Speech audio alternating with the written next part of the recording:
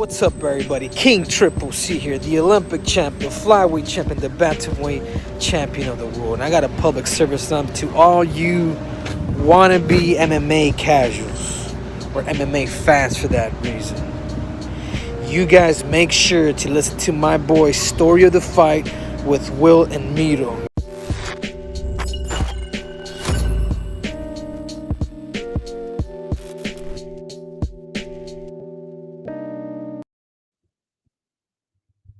What is up, everybody? Thank you for Rich for the intro. Thank you to Triple C. Congrats on the win this weekend.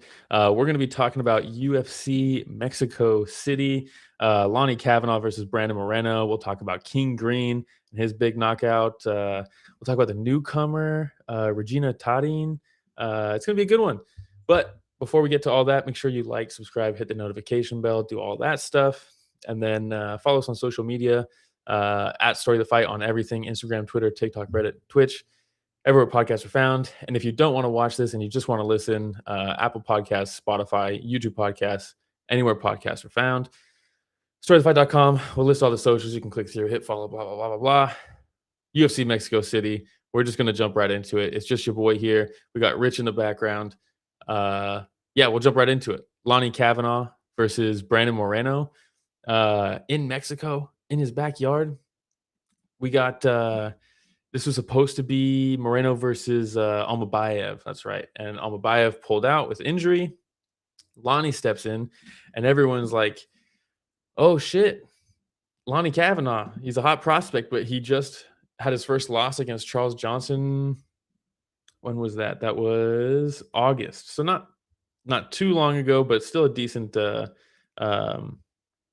it was pretty. I mean, he got flatlined basically by that big punch from Charles Johnson, and everyone's like, "Oh shit, you should take some time off from that one." He does, and they're like, "Hey, your next fight, you might have lost your last fight to unranked Charles Johnson, but your next fight is going to be on short notice in Mexico against the number 6 ranked Brandon Moreno, which is fucking a huge opportunity." And if you're Moreno, you're like, well, I'm that guy. I'm the former champ, former 2-time champ. I don't care who they throw in there, especially an unranked guy. I'm sure he knew he was good, but he's got to defend that spot, I guess, against an unranked guy. But in his backyard, probably a little bit of pressure there. But it's certainly the more difficult ask is on Kavanagh's side. But the fight itself was pretty good. It was very impressive from Lonnie's side. Everybody knew this guy was good and that he's obviously super talented. And he got caught by Charles Johnson in a fight that, he won the first round, and I think he got stopped in the second round. Second round. And it was like a big, hopefully, like learning experience on Kavanagh's side. And ultimately, I think it was, because in that fight against Charles Johnson, the first round, he's like landing these like huge takedowns, like big energy spending takedowns. He had never lost before. I think he was 9-0 going into that fight. And, he, I don't want to say he only got knocked out because he gassed, but like he clearly, he's got a kickboxing background and he's landing these crazy takedowns on Charles Johnson, who's no slouch. You're not just going to be able to like pick him up, slam him, get him out of there. So he stuck through it, and you could see in that second round he was slowing down a little bit, and his hands were a little bit lower. He's probably gassed his arms out a little bit, trying to lift Charles Johnson up multiple times, and then he got slept because of that. He's very good at like entering, landing a couple shots, and then jumping out, or like slip counters or like pull back counters. Well, he'll lean back, slip a couple shots, and then bop, bop, bop, he'll get you. And in the shot that Charles landed on him, he threw a big punch at Charles. Charles just kind of like shelled it. And then as he's hopping back like he normally does, his hands are like straight down, and he just gets smashed with his big right hand, and it puts him out. In this fight, I didn't see any of that. And I was a little worried because, I was rooting for Brandon Moreno because that's my guy, but I do like Lonnie Kavanagh. But I was a little worried for him just because, he did get slept in his last fight. You don't know how it's his first loss. You know, when you lose your first fight and it's by like a devastating knockout, I don't, not everybody comes back from that. You don't know what the mentality is in the next fight. And then he steps in on short notice, so he's got that. If you list the things going against him going into this fight, got first loss in his last fight, got knocked out bad in his last fight. That's two. Short notice. He steps into the short notice. First time main event. We're at four things stacked up against him. It's in Mexico, and you're fighting the first ever Mexican born champ. Cain Velasquez, first Mexican champ. Brandon Moreno, the first Mexican born champ. And and it's your first main event. You never gone 5 rounds, and you gassed out kind of in your last fight. And it's at Mexico City's crazy elevation. So there was just so many things stacked up against him specifically in this fight that I was like, oh man, this is tough. This is going to be a super tough night for him. And it wasn't at all. The first round, he's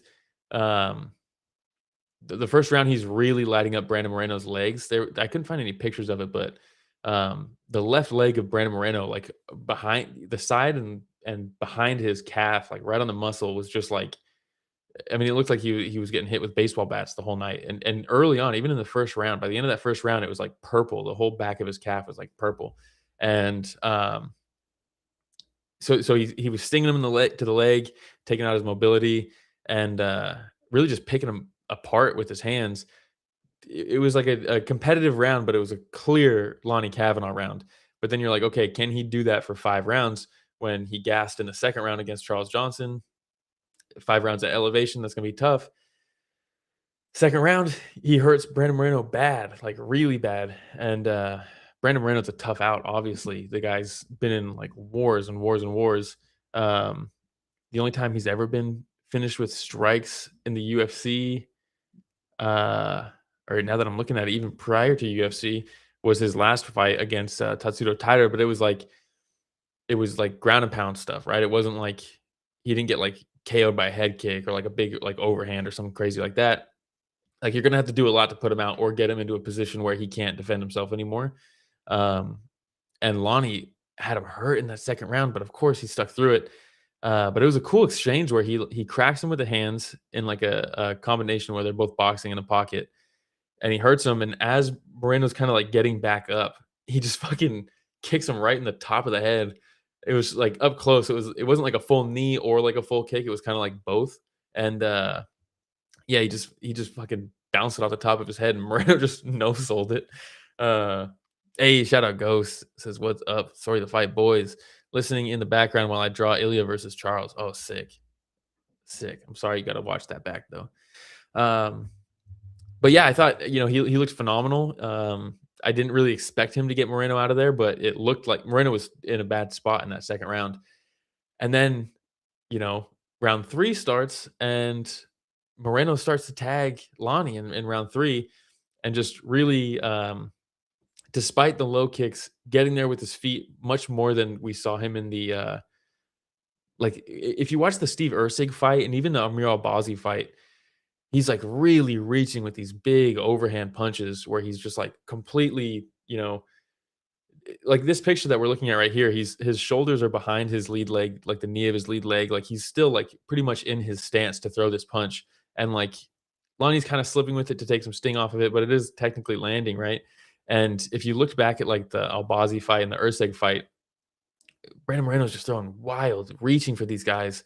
And as you get older in this division, the speed is just so important in this division because everybody's so fast. So if you start, aging out of the division, like you can't be doing stuff like that. You can't be leaving those big openings. Light heavyweight, you see a guy swing wild and they can usually recover back to their position before their opponent can counter it outside of like the top 5. Most of those guys at light heavyweight or like heavyweight and some middleweights even, like it's a little bit more forgiving when you find yourself out of position lunging for a punch like that or like winging a punch like that. But at flyweight, it's not. Like if you leave that opening, someone will capitalize on it because they're fast enough to. And that's what I was kind of worried about for Moreno going into this fight. I listed all the things I was worried about for Kavanagh, but for Moreno going into this, I'm like, dude, if you watch Lonnie Kavanagh highlights and some of his finishes, he's able to exploit people from being out of position, whether it's them punching and missing, and he slips it right and he rips back. If you see him, his in and out movement is so good that if you're a guy who's just gonna step over their lead leg and bend at the waist completely to throw a huge reaching punch, like someone like Lonnie's gonna be able to hop right out of that and then just be right back in the sink in the kitchen and then fucking light you up. So I was like, oh man, that's tough for Moreno. And then he starts eating those low kicks in the first round, and I'm like, well, that's gonna make that problem a lot worse. But that third round, he really was piecing him up a little bit. I don't know what the stats say. Um, but I had Moreno winning that third round, and I thought, man, I think the next two rounds are going to be very interesting because here's a picture, you can see the calf of Moreno. But the next two rounds 4 and 5, are going to be very interesting just because we saw Lonnie win rounds 1 and 2 pretty convincingly. Um, and yeah, if we look at total strikes for round 3, and mind you, round 2 he almost got finished. Round 3, Moreno wins that round. He outstruck him 31-20 based off the UFC stats. Had a little bit of control time too. And it's like, wow, okay, championship rounds are that's a thing. And we've seen Lonnie gas from trying to pick up a slam Charles Johnson. We saw him just try to he had a big flurry there trying to finish Brandon Moreno at altitude. Round 3, Brandon Moreno takes that round. Is that the downward trajectory of Lonnie? Was that the best we're going to see from him in this fight? Is he going to slow down considerably into these championship rounds? And is that momentum going to carry Moreno through? No, it didn't, because Moreno just after that in the fourth round, he would shoot in on him and just kind of hold him up against the fence. And granted, like, Kavanagh didn't really do much to get off the fence. He wasn't fishing for underhooks or anything like that. He was pretty content to just kind of be there up against the fence while Moreno just tees off on his leg with his knees, which you could argue. I don't know what the scorecards are, but you could argue that Moreno took the fourth round just because there wasn't much of anything from Kavanagh versus at least like something. And for Moreno, where if striking is like even or there's nothing significant differentiating their striking numbers, then control starts to matter on the scorecards, despite what some people will say. Let me see. Rounds 4, Ben Cartilage gave him round 4, but that's the only judge that gave him round 4, right? James, shout out to James, says, hey, why did Moreno drop off so quickly after the Figgy trilogy? Is it because his coach, Saif Sayud, is not good? Man, I think it's probably super complex. It's a lot because let's see. He does Figueiredo. They had the God, they fought so many times. They have the draw, then he subs him in the next fight, and you're like, damn. But then he loses the third fight. And he finishes Kai Kara France with the liver kick, and then he knocks out Figueiredo. Or no, it was the eye one, right? He swelled up his eye. That was pretty sick. And then since then, it's been touch and go. He lost 2, but it's Pantoja.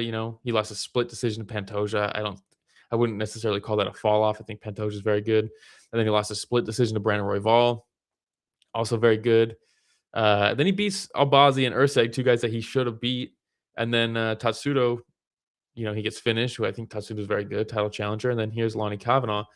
So it's not like he's losing to guys that he shouldn't.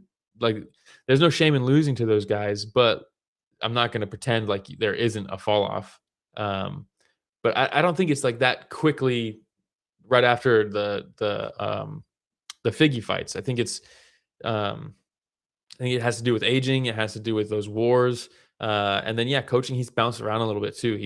And anytime you see guys bounce around, sometimes it really works, sometimes it doesn't, and they become kind of lost. And we saw a little bit of regression, like I was talking about earlier in the Urseg and Albazi fights. Despite winning, he's like winging those punches, and we're like, what are we doing here? It's tough. Rio says, what did you think of Cav's wall wrestling? Is it because of his empowered Chinese heritage? I wasn't, I'm not a huge fan of the wall wrestling from Kavanagh in this one. Like, he did well enough to not get taken down. But but he's basically conceding a position there where he could have, you know, maybe he was tired. And they're in elevation. He just lost the third round, and he's like, "Oh, I'm sitting here. Let me recover a little bit, and I'm eating these knees, but like that's not going to score too much." But I wish he did a little bit more. Was a little bit more active with his back up against the fence. Um, like I said, one of the judges gave Moreno that fourth round, and then the fifth round, one of the judges gave him the fifth round, which I thought was kind of crazy. Um, but yeah, that's like for Moreno in those positions. I think he was just fucking toast, man. Despite winning that third round, I think maybe it took most of what he had left in the tank to win that third round. And then, like I said, I thought maybe this is the former champion rally in the championship rounds to win 3, 4, and 5 on a guy who's going to slow down in altitude, who we've seen slow down in the past. But that just wasn't the case. I think he just didn't have much left in the tank. Not that he was gassed or anything like that. I just think, his leg was brutalized. That only gets worse as the fight goes on. And he was almost finished in the second round. He was bleeding, but pretty bad. He was getting picked apart. Sammy says, did elevation play a part in this fight or for either fighter? It's tough to say. I thought this, with all the fence wrestling, I don't know how much of that was just exhaustion, or like I said, just Moreno just being fucking just brutalized a little bit and just was like, fuck, at least I can hang on here and maybe I'm controlling this fight, landing these knees. It's better than what he's doing with his back up against the fence. Maybe I'll win this round and I can do this for the next two. But then in the fifth, I thought Kavanagh did enough to get off the fence, and in the moments where they were standing, he was still picking them apart. And he just got a good arsenal. The low kicks were nice. That snap kick up front. I think there's a picture of it, Rich, a couple pictures back. That snap kick up high. Good body shots. He just good shot selection from Lonnie, and better. His head movement's not like, I'm not gonna say it's like Anderson Silva, but he's taking some sting off these punches, and which is nice to see from a guy like that who just got knocked out.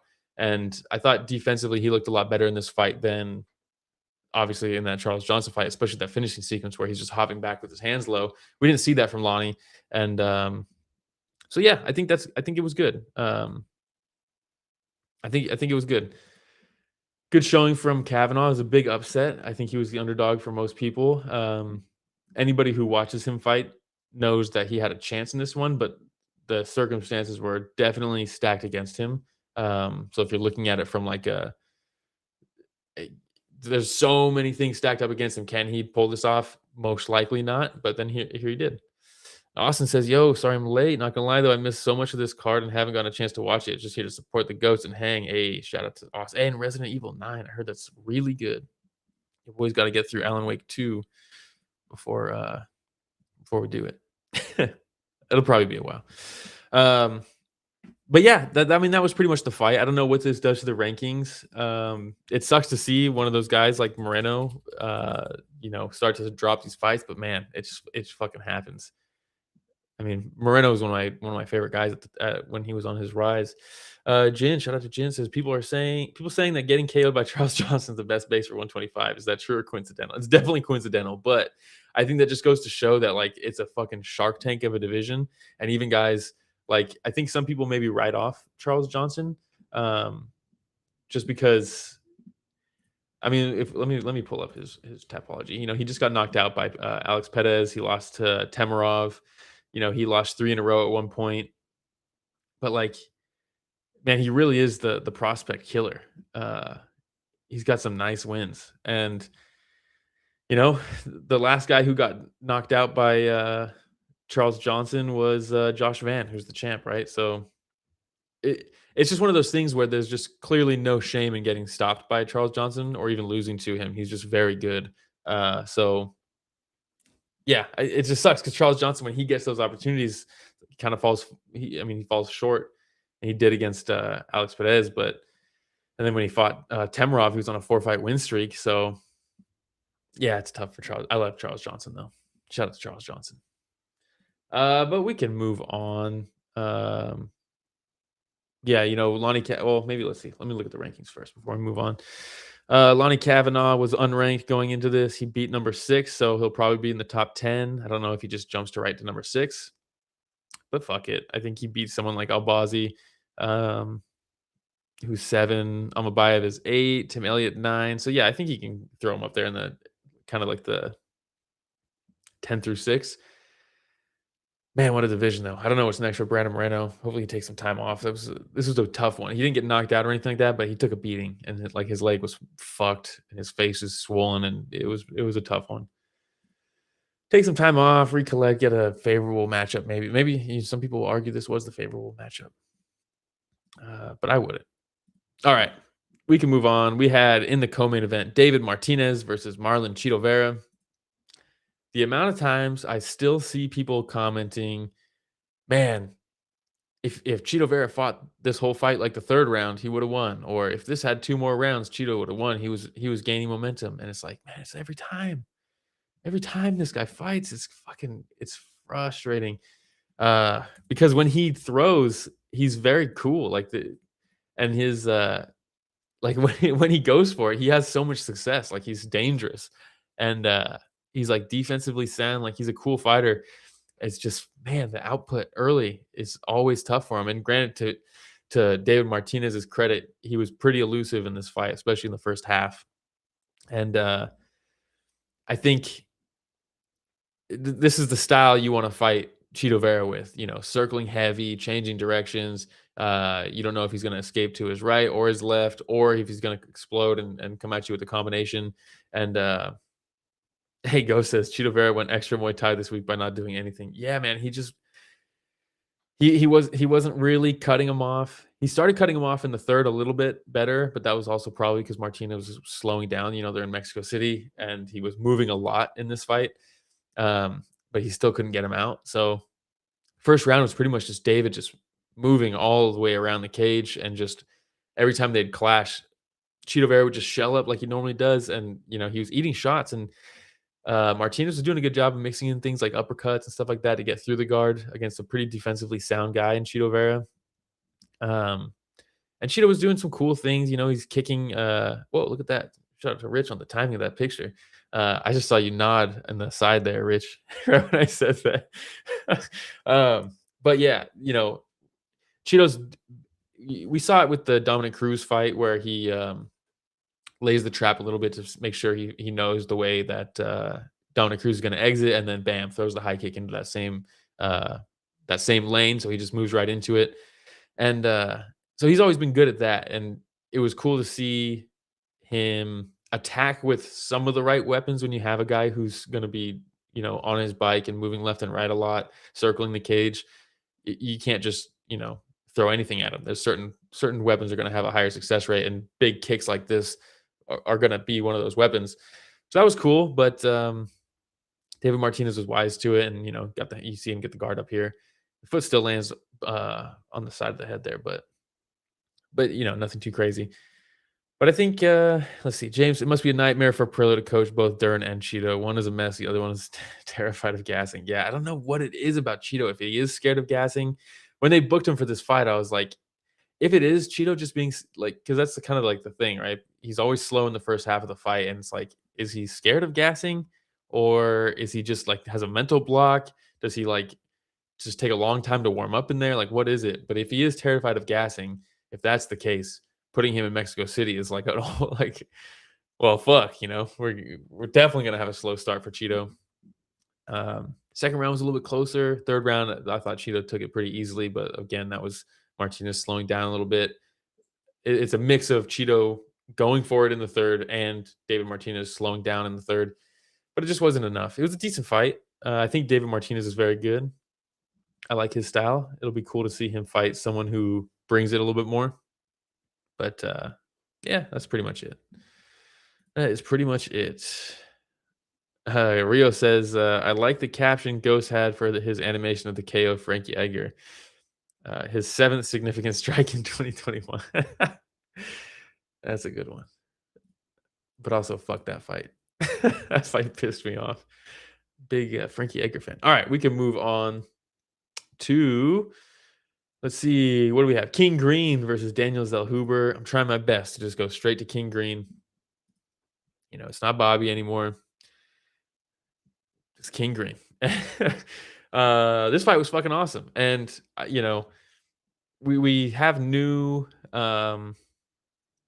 we have new awards on the show. Last year, we came out with new awards, and one of them was the Vincent Van Flo Award, and it's not necessarily about like best performance of the year, but it's like what's the truest example or a good example of someone hitting that flow state.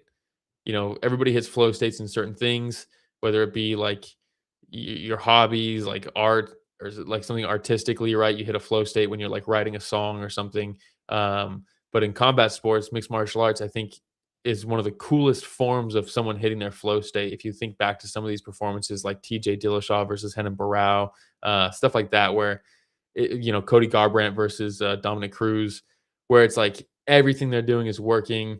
It's like they're not even thinking in there. It's just whatever comes out is the right thing to do in that moment. Everything's working in your favor. And this was that performance for King Green. I almost said Bobby. um, Zellhuber is one of those guys. He's so young in the game, and it's been a rough go lately. And I feel like they've been giving him some matches. And I mean this with no disrespect to Michael Johnson or Green. They've been kind of giving him two matchups now to kind of get him on track, I think. Because I think he is they saw star potential in Zellhuber. He is, you know, let's see, real quick. Rio says we needed Fluffy to hit his flow state against Strickland, but his mind exploded. Last year the inaugural award for the flow, or the Vincent Van Flo Award, was Fluffy against Elidze. That's so an example of that would be that fight also. Yeah, I wish Fluffy did that last time. But yeah, this fight, Zellhuber, he was on a run. He's subbing people. He's knocking people out to get signed to the UFC. And then he has that crazy fight of the year contender against Rubovic in Noche UFC. Or no, it was the Sphere. Was that the same thing? Noche Sphere, UFC 306, whatever. And then so he loses that fight, and they're like, all right, and it was a banger, and they're like, okay, let's get Michael Johnson in there, the aging vet, crafty vet. And Michael Johnson fought a very good fight, and he won that fight. Like, oh shit, well, let's give him Bobby Green, who King Green, up until this, he had the fight against Lance Gibson Jr., which he won, but before that, he got knocked out by Hoofy, and then he got choked out by Patty. So you're like, all right, and he's 39 or something like that, 38, 39, 39. So this was, I think, another kind of matchup for Zellhuber to get back on track, and instead he just he met King Green in the flow state. You can't just walk someone down like Green and just throw big punches at him. He's gonna slip those. He's crafty enough to where he'll allow you to walk him to the fence, but he's doing the whole time he's feinting. He's shoulder feinting a lot, right? He throws like a flicking kick to your legs or to your body, which is really nice. He attacks the body here. And if we can go back one picture, Rich. Let's see. Yeah, this one here. So, I mean, just a great takedown. Zellhuber's just pressuring heavy, throwing punches at Bobby or King. God damn it.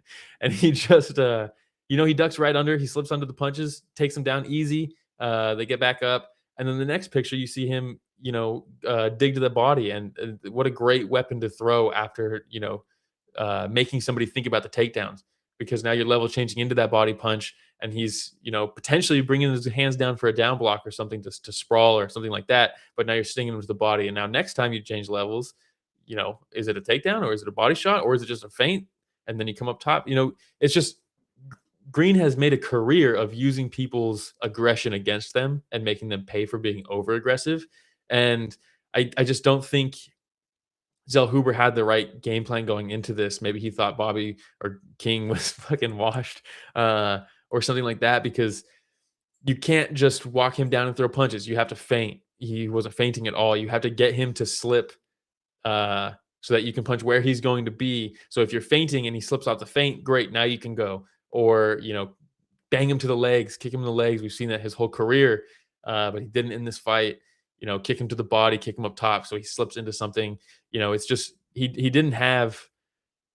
He came into this with such a rudimentary game, which is really unfortunate, because going into watching him start off in his career, it was like, oh man, Zellhuber looks to be he looks like he's very good. He's really young in the game. I can't wait till he adds more to his game, and he kind of just hasn't, which really sucks because he was very promising to me.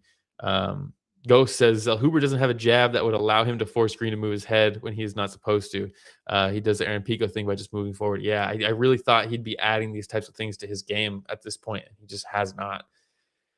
James says, "Is Green versus Michael Johnson something you'd be excited for?" Fuck yes, I would. Some people, Green is very polarizing. A lot of people dislike him. A lot of people like him.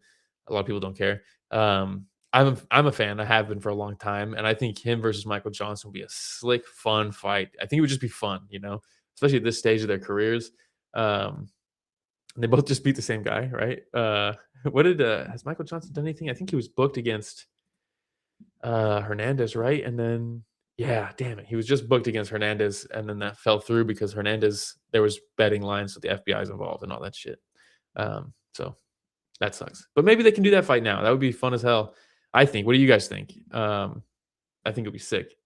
But this is a cool finish we got here from Bobby or King Green that we can watch because the UFC posted the cage side footage. So let me pull that up real quick. I thought I had this ready, but I did not.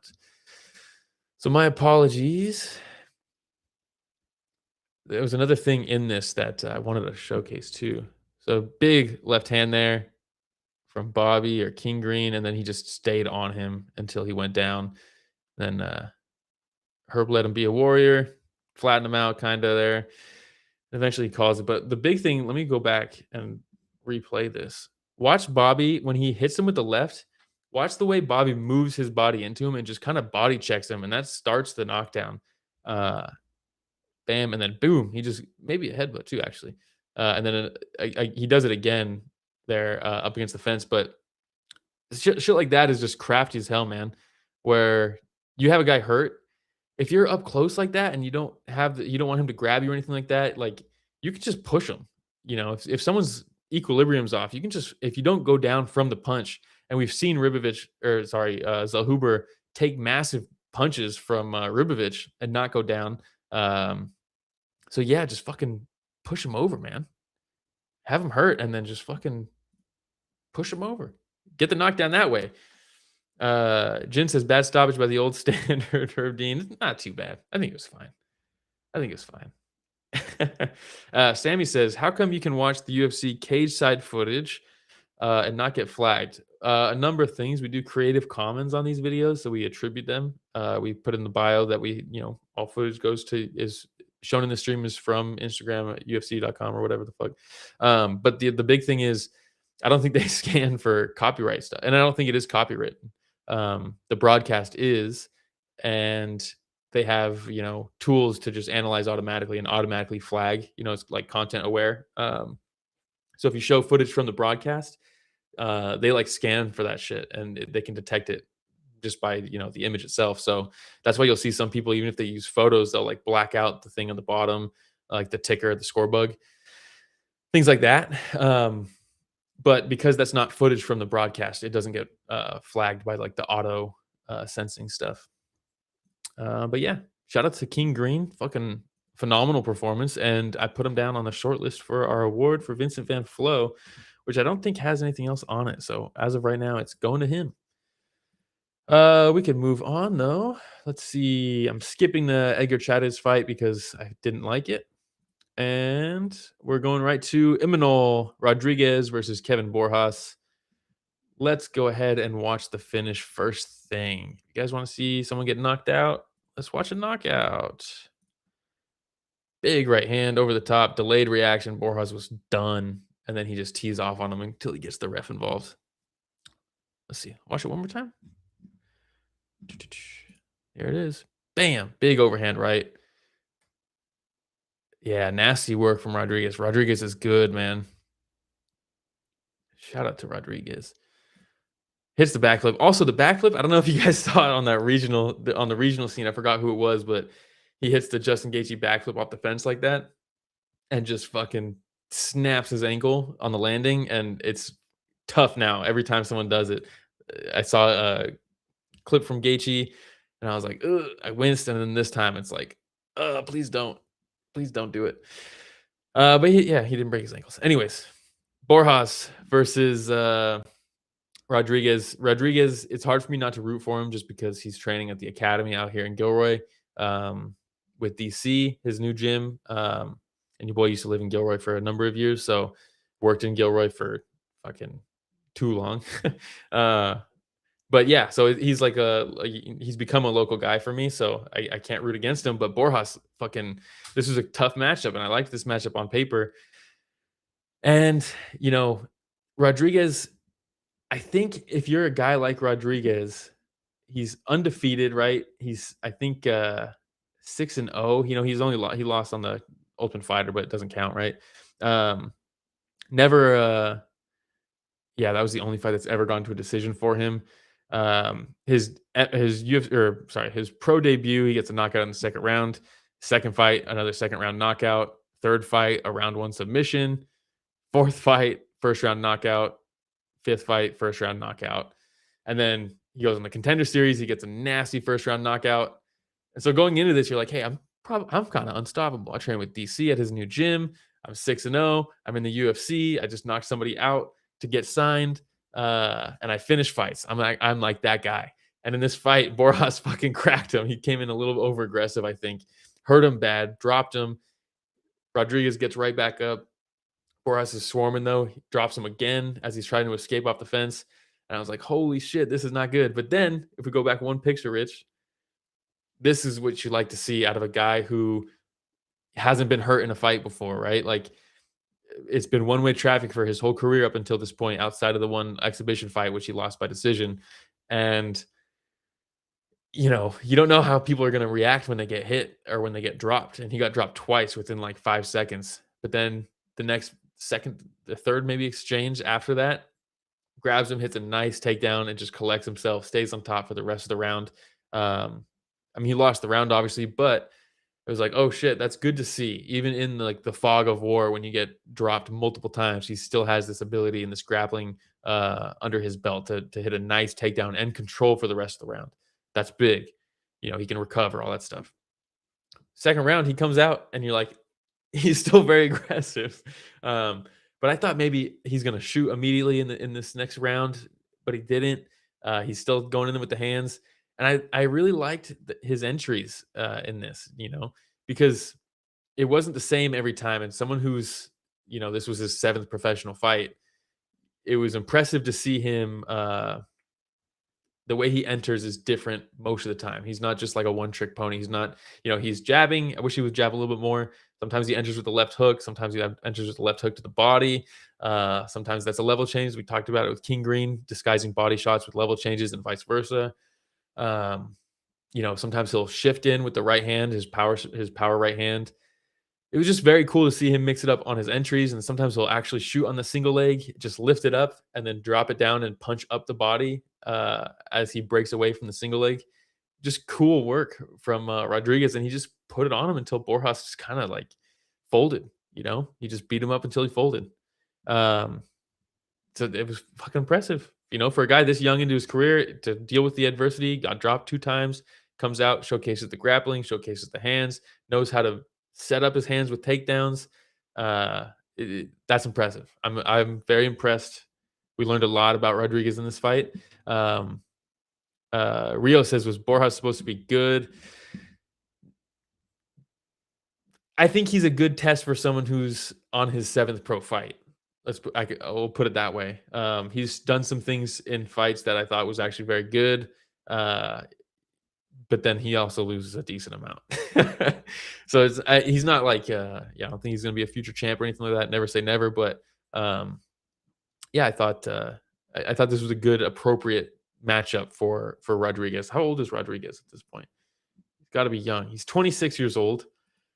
Yeah, he's 26 years old, and it's his 7th professional fight. So I think it's appropriate. And he got caught. That's a lesson learned. You know, ultimately, he can learn that lesson without taking a loss here, which is important. And I thought he fought smart in the second round. He didn't stay in the pocket too long like he did when he got hurt. And you know, like I said, learning experience. He can go back to Gilroy and work with DC, and you know, I'm excited to see what's next. I think the raw talent is there, and sometimes the raw talent doesn't meet the grit or the you know some people can fold in a big moment like that in Mexico City at elevation. You get dropped. You're like, holy shit! That moment can seize a lot of people, even if they're very talented, and it didn't on him. So that's impressive. That is impressive. But that's all we're gonna say about it. Let's see. We're skipping Santiago Luna versus Pacheco because it was pretty run of the mill, but I think I will say Luna is also very promising. I mean, some of these guys, it's crazy that these guys are in the UFC. That was his 8th professional fight. They're just so young in the game and they're at the highest level at this point. It's kind of crazy, but Luna, I think, is very promising. We're skipping Gandra versus Medina because what the fuck are we even doing here? Sammy says, what is an example of raw talent not meeting grit? What a great question. On the spot? Shit. There's been so many examples. Fuck, and now I'm blanking on it. There's some guys who are just extremely skilled and they just, they fold in those big moments and they just can't power through it. Man, I can't believe I can't think of any right now. Fuck, yeah, I don't know. It's been a long day. They're out there. I'll think of like 10 tonight. Comment back on this when it's not a live stream, and I'll reply with some fucking answers. But we're skipping Gandra versus Medina, and we're gonna go to Ailín Pérez versus Macy Chiasson. I'm not gonna spend a ton of time on this fight, but I thought it was hilarious, so it's worth talking about. Perez obviously wants to grapple in this fight, and Chiasson wants to keep it standing.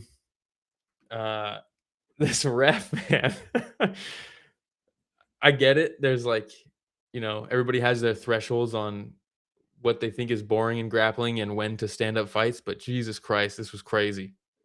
Ailín Pérez would get a takedown, like a cool takedown from the clinch, and which she's pretty good at, and she'd be on top in like half guard or something, or in a weird kind of like half position where Chiasson's just kind of holding on, hoping for a stand up.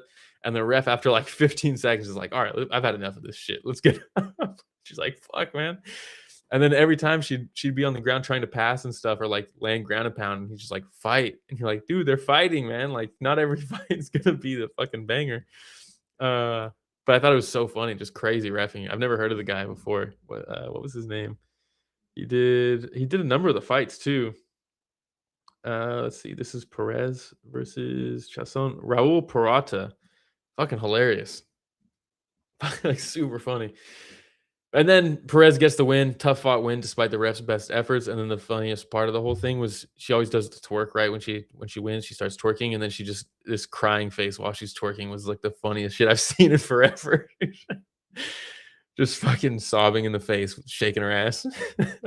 So funny. All right, we can move on from that one. That's pretty much it. What are we talking about next? We're skipping the Chris Montino fight because Jesus Christ, I mean, that shouldn't even be a thing. And then, okay, Javier Reyes versus Douglas Silva de Andrade. Javier Reyes comes out, walking out to YMCA, and has got his whole coaching staff. They're doing the dance as they're walking out and stuff. There's no pictures of it. And Paramount Plus, I still can't figure out a way to watch the actual broadcast after the fact for like screenshots and shit for the slideshows that we do. They only give me they only give people the individual fights. Like you click on the fight card and then it just shows individual clips for each fight, which is sick. But then you can't go back and watch walkouts. You can't find the in-between shit that sometimes we want to talk about. So that's why there's no pictures of the walkout. But we do have the picture of Douglas Silva de Andrade just fucking cracking him while he threw a lazy kick. And this stuck out to me.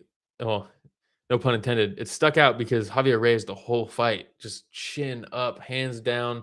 Even when he's throwing punches, the way he was entering, I was like, oh my God. Every time he entered, I was like, we're about to see this guy get knocked out. And then he got dropped, and I was like, there it is. He survived. And then he got up. And that's, again, every time he entered, I was like, here comes the next one. But then he eventually put his hands on Douglas Silva de Andrade. And because he's 100 years old, no, he's 40, which might as well be 100 unless you're King Green. And eventually he got touched a couple times, literally 2 punches that put him down. And then Reyes stayed on him. And despite Andrade pretty much like being okay and like defending, he stuck with it. And just sometimes if you just keep punching, eventually you'll get the stoppage. And this was one of those ones. And there was a moment where I think it was this fight.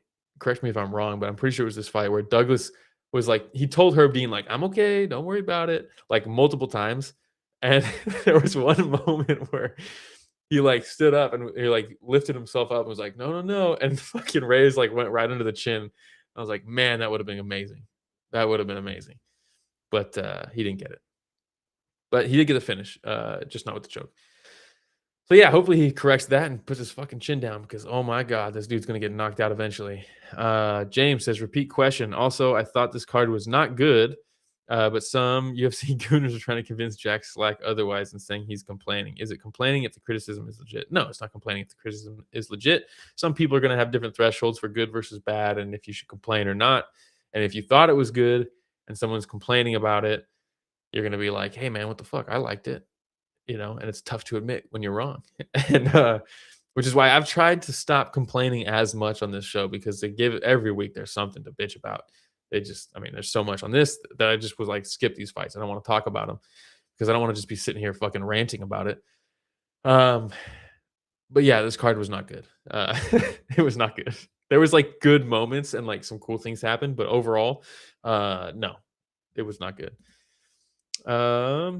Speaking of moments, we can skip. No, we're not skipping. We're going to Regina Tarin versus Ernesta Karetskaya. No, Karetskaita is how you pronounce it, I think. Hopefully. I think. But yeah, so the big story going into this obviously was Regina. She took the fight on 4 days' notice. Apparently, she had like tryouts for the WWE or something and was like, never mind. She got accepted, maybe. I don't follow wrestling, but I think the WWE was like green light and she was like, never mind. I want to keep fighting. She's fighting for like combate and stuff like that. And getting knockouts. I saw her last knockout. I remember when that happened and I rewatched it and I was like, oh, she got some pop in the hands. And in this fight, like I said, 4 days notice, you sign to the UFC, and they're like, hey, it's also in Mexico City, at elevation, all this shit. That's a lot of pressure, a lot of eyes on you, right? She's got a cool nickname, Kill Bill, all that stuff. Rio says, I asked Fano this. Does that Regina girl have a boyfriend? I don't know. I don't think so. Maybe. But she probably will after this because she came out and look, this fight was, I would say this fight was a banger. They both stood there at 7,000 feet or some shit like that, over a mile high at elevation, 4 days notice, and they just fucking traded. Was it, the technical fucking brawl of some of the fights we've seen at the highest level? No, definitely not. There was like footwork issues and, hands down shit and just things that are correctable, for sure. But at the end of the day, they fucking stood there and they fucking swung at each other and they fucking ate punches. I've seen Regina knock people out, and Ernesta just ate them and just kept going forward. They just literally just stood there and they just fucking traded. And I know a lot of people will be like, "Oh, women's MMA fucking sucks," blah blah blah, and like sometimes, but you know, this was entertaining for me. I don't need every fight on the card to be a cerebral fucking technical brawl, or anything like that. Like, okay, Sammy says, was it Joanna versus Weili 1? No. And that's a perfect example of what I'm trying to say here. That was a fucking technical brawl. That was a war where there was so much high level technique going on, but by both fighters, and they took chunks out of each other. It was fucking awesome. But you could still like learn from it, and like fighting that technically proficient in a firefight like that is so impressive. And obviously, for me, that's the pinnacle of the sport. But I like this too. What's the Top Gear meme where he's like, "This is perfection, but I like this." We can have both. And this fucking delivered for me. I thought this was fun as hell. I've seen people talk about how like the end of this fight was like when people like point down, right? Like the Max Holloway point down, and then they're like, I'm kind of timid here.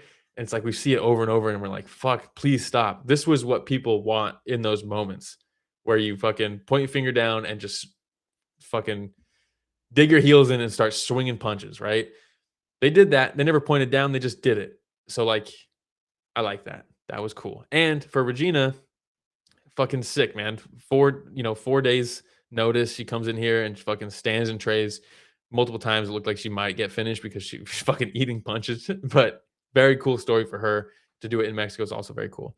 Ghost says, "Hey man, women's MMA does suck," and I say that MMA fighter. But I also am trying to close it down when she wins. Look, overall, yeah, it's not like, if you took all the fights and you broke them up, women's MMA versus men's MMA, it's like overall, yeah, it's not going to be as good, but you got to take the wins when you can, you got to take it down. You got it. James says, Ghost trying to shut down women's MMA last year will never not be funny. I think, it's, you got to take what you can when you can get it. And I thought, I liked this fight. It was cool. And we have another award, the Who the Fuck Is That Guy award for short notice debuts, and fucking put Regina on the short list.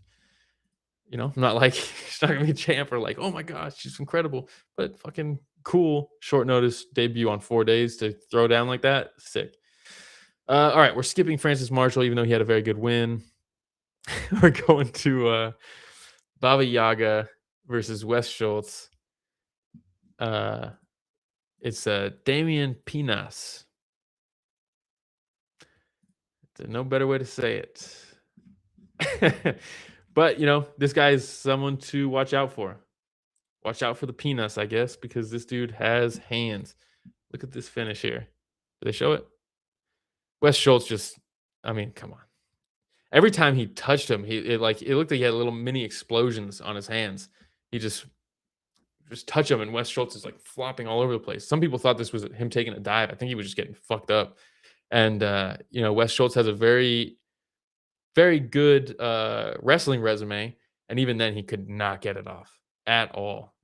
Just no drive on the shots. Damian just fucking lit him up and was like, all right, what was that? It's just, look at that takedown entry. It was bad, and he's slow to get up because he had done it multiple times already, and then just death touch. And there's really not much to say outside of that. I just wanted to highlight it and show it because it's a finish, and we can show those. But he's now finished his last fight on the Contender Series with the jab cross, and this one, jab cross. So watch out for the next one. He hasn't lost since 2024, so it's been a long time. And since then, he's strung together 5 knockouts. That's an action fighter. Go says, as a Filipino, is pronounced Pinas. I think I did that right. Is Ghost Filipino? Shout out to the Filipinos out there. Ghost is so anonymous. I have no idea. Ghost is like a ghost. All right. I think that's it, right? Yeah, that was it. Okay. Moment of silence. We lost a couple fights. Nothing too crazy, but what is the moment of silence? We lost. Almabayev was supposed to fight Brandon Moreno. He pulls out with an injury, and Lonnie Kavanagh steps in, gets the big upset. Huge, changes life type fight. Ernesta was supposed to fight Sofia Montenegro, and Sofia pulls out. And then, bam. We just talked about it. What's her name? Regina Tarin steps in on 4 days' notice and puts on a banger. Ghost says he is indeed. Hey, shout out to Ghost. Your boy's been to the Philippines. It was pretty sick. Shout out to, I think that's the only country I've ever been to outside of America.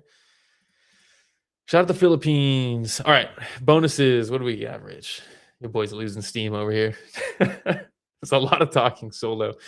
Let's see. Lonnie Kavanagh got a bonus. Imanol Rodriguez got a bonus for his comeback. Very cool. Getting dropped twice. And then Tarin versus, how do I say it? Kareckaite. They got fight of the night, which I think is well-deserved. Kind of crazy that King Green didn't get a bonus. I think he deserved that. At least he gets the 25K, I guess. But what a story for Regina, 4 days before this, they're like, she's just, chilling. And then they're like, hey, you're going to be in the UFC fighting in Mexico City in 4 days, and probably for like $10,000. She probably got like $20,000 for this.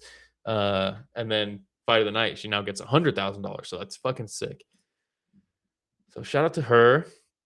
And then what do we got next week? Oh, we got some stuff. Let me zoom in here. All right, UFC 326. We got Max Holloway versus Charles Oliveira for the BMF belt. Okay. Bahalio versus my guy RDR. Let's go. That's a sick fight. RDR taking some time off. I thought he'd take longer, but he didn't. Here we are. Very interested in that matchup. Rob Font versus Raul Rosas. They rebooked that for some reason. Couldn't put it on this one in Mexico. Kind of weird. Let's see. Drew Dober versus Michael Johnson. That's right. Ooh. History tells us this might be tough for Michael Johnson, but it's a cool fight. I like both those guys. Robocop versus Bruno Fajeda is fucking awesome. Guaranteed violence there. Fucking Cody Garbrandt slipped through this one. I didn't even realize. I thought your boy had retired. What else we got? Dante Johnson, Cody Brunge, just whatever. Cody Durden versus Tuman Dembarol could be fun, potentially. Sumadarji's still doing the damn thing. Ooh, Jung Young Lee versus Gaston Bolaños. That could be fun. This could be fun. Yeah, it's a better card than this week. Let's say that. Rio says we are rooting for RDR. I have to root for RDR. I have to. He's one of those guys that I was like telling people about for a long time, saying if this guy came to the UFC, he'd be good. Trust me. He's one of those guys. And he stumbled and he's awkward as hell, but he gets results. Outside of the last one against Brendan Allen, which I really do think there was some intangibles going into that fight that made that fight what it was. I'm excited to see him with the layoff, but it's a fucking tough opponent. He's getting Bahalio. It's fucking tough, man. But I'm rooting for the boy. Ghost says, off the cuff question. Is it better to invest in things that are morally reprehensible instead of fight promotions? I'm going to need you to elaborate a little bit on that, Ghost. Better to invest in things that are morally reprehensible instead of fight promotions. Because I see those two things as the same thing. So elaborate. Because like, I want to answer your question, but I just think most fight promotions are morally reprehensible. So it's tough for me to it's tough for me to differentiate that. Let's see. Yeah, I think that's pretty much it though. What else? Was there anybody I wanted to give like a kind of shout out to? Marshall, yes. I did that. Gondra, I have no idea if Gondra's actually good because he knocked out Jose Medina. Ghost says because of the world ends, at least you make money. If the morally bad thing fails, then I was evil in the first place. Yeah, okay. I don't know. I try not to invest in anything morally reprehensible. He says like private prison. Oh, we're good. Dude, you get me going for like another hour. Can't go down that road. I think that's morally reprehensible, and I personally would not do that. Shout out to Ghost. Threw me for a tailspin at the end of this stream. But yeah, shout out to Ghost. Shout out to Rio. Shout out to James. Shout out to Sammy. Who else do we have in here? I think there was someone else too. Jin. Shout out to Jin. Appreciate you guys all being in the chat because obviously your boy's solo for this episode. So if it's just me ranting for an hour, it was like no sort of like back and forth conversation. It's a bit tough. So very much respect that. Oh, Austin. Shout out to Austin also. He's fucking playing Resident. He checked out a while ago. He's playing as Leon. I get it. But yeah, thank you all. You make the show better by being here because then I can, you jog my memory and you lead us down interesting paths. So it's very cool. So I appreciate that. And you make the show better. And truly, truly mean that. Shout out to Rich for fucking difficult. And it would not be nearly as fun. So shout out to Rich. And thank you all for listening to another episode of Story of the Fight.